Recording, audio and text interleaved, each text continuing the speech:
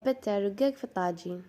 هذه المرة ما درتهاش على الريش، وهذه المرة درتها على الطاجين بطريقة سهلة، وان شاء الله راح يكون عندنا فيديو اخر كيفاش ديري غير في الطاجين ولاستيس تاعه.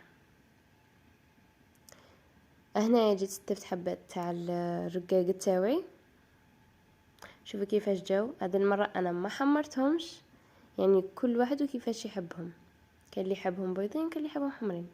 هذه المرة ما حمرتهمش بزاف.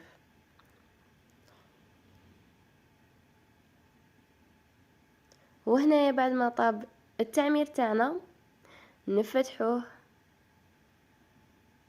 شوفوا الله يبارك ما شاء الله كيفاش جا معانا، جا كانت كوانتيتي قليله. شوفوا كيفاش تنفخ وكيفاش ولت الحبه ما شاء الله عليها.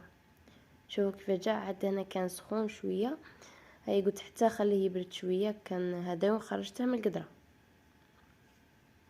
شوفوا كيفاش جا ما شاء الله. وهنا جبت طبسي، بديت نقطع الرقاق تاعي، حطيت شويه تاع الخضره وقطعت التعمير وسقيته بشويه تاع ماكا، وباقي التعمير او قدامكم. ان شاء الله يكون نال اعجابكم ونال الرضا تاعكم. ما تنسوناش باشتراك ولايك فضلا وليس امرا. سلام.